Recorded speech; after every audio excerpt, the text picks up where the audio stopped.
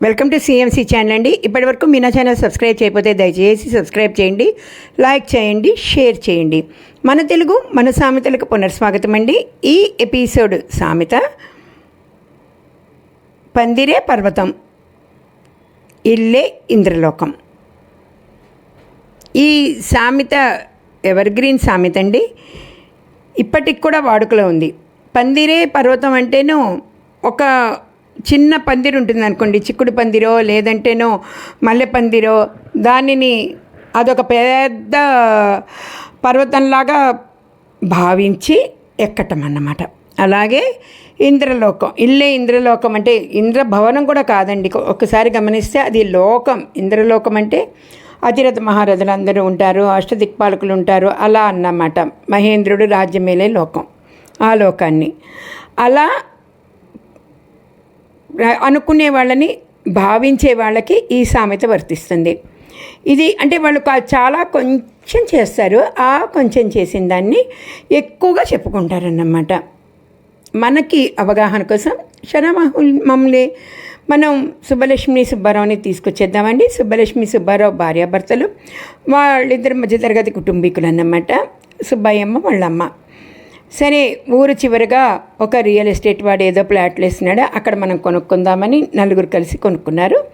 అందులో మన సుబ్బలక్ష్మి సుబ్బారావు కూడా ఉన్నారన్నమాట. సుబ్బలక్ష్మి సుబ్బారావు ఎంతో కొంత కూడబెట్టిన డబ్బుతోటి ఒక చిన్న ఇల్లు కూడా వేసుకున్నారు. అలాగే చుట్టూ ఖాళీ స్థలం, అక్కడ కొద్దిగా 2 కొబ్బరి చెట్లు, ఒక దానిమ్మ చెట్టు, ఏదో వాళ్ళకి తోచినట్టు అలా వేసుకునేవాడు అన్నమాట. అతను ఎప్పుడు ఆఫీస్కి వెళ్ళినా కూడా అందరితో చెప్పేవాడు అన్నమాట, ఇవాళ నేను పందిరెక్కాను, పందిరెక్కి బోల్డని చిక్కుడుకాయలు కోసాను. పందిరి అంటే అసలు చాలా చిన్నది, మామూలుగా స్టూల్ వేసుకుని మనం ఎక్కేసి కోసేయచ్చు అన్నమాట. కానీ అతను ఎలా చెప్పుకునేవాడంటేనో ఆ పందిరి ఎక్కటం ఒక పెద్ద పర్వతాన్ని ఎక్కినట్టు, ఒక రకంగా చెప్పాలంటే ట్రెక్కింగ్ పర్వతారోహణ చేసినట్టు మాట్లాడేవాడు అన్నమాట.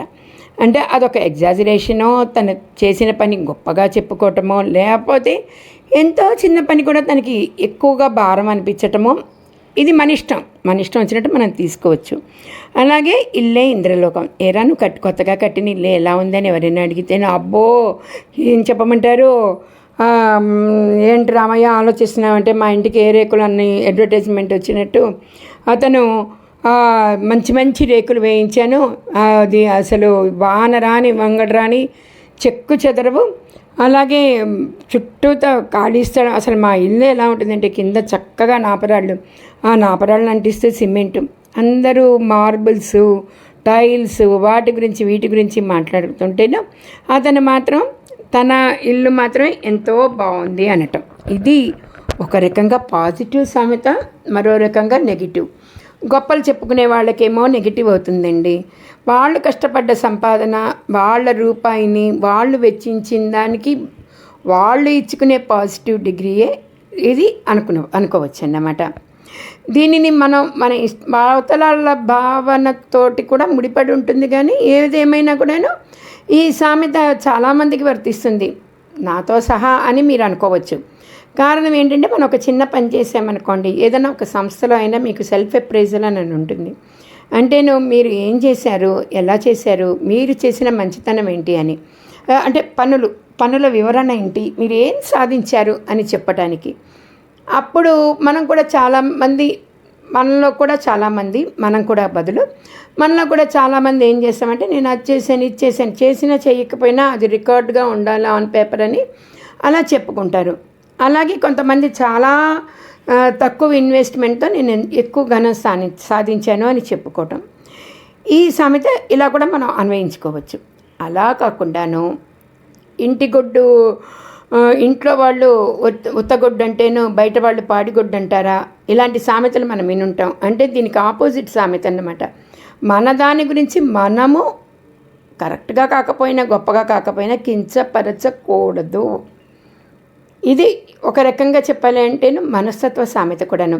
మా ఇల్లు ఏం బాగుంటుందండి, అన్నీ పందికొక్కు బొరియలు, అబ్బో ఈ పందిరి ఎక్కడ నా వల్ల కాదండి, నాకు మోకాళ్ళ నొప్పులు, నీ రీప్లేస్మెంటు, వంకాయ వల్ల కాడని వాళ్ళ ఆరోగ్యం అంతా ఇది కాకుండా ఏదో ఆ మోకాళ్ళ నొప్పితో ఆ చిన్న స్టూల్ ఎక్కి పందిరిని పర్వతాన్ని ఎక్కినట్టు పాజిటివ్గా చెప్పుకునే వాళ్ళకు కూడా వర్తిస్తుంది ఈ సామెత.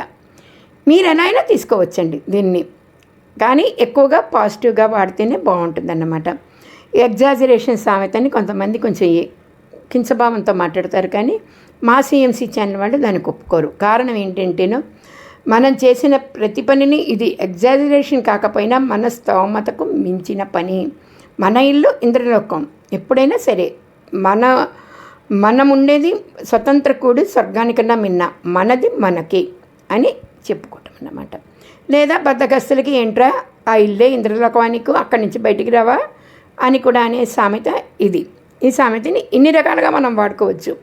నాకు తెలిసినంతవరకు మీరు ఏ రకంగా అయినా వాడుకోవచ్చు అన్నమాట. మీకు ఇష్టమైన వాళ్ళతోటి పాజిటివ్గాను, ఇష్టం లేని వాళ్ళతోటి నెగిటివ్. అబ్బా గొప్పలకు వస్తున్నాళ్లే వాడి ఇల్లే పెద్ద ఇంద్రలోకం అన్నట్టు అని. ఇదండి ఈ సామెత అర్థం. ఈ సామెత మీకు అర్థమయ్యేలా చెప్పామని భావిస్తూ మీ దగ్గర సెలవు తీసుకుంటూ మరో ఎపిసోడ్లో మరో సామెతలో కలుసుకుందామండి. అప్పటి వరకు సెలవు. ధన్యవాదాలు.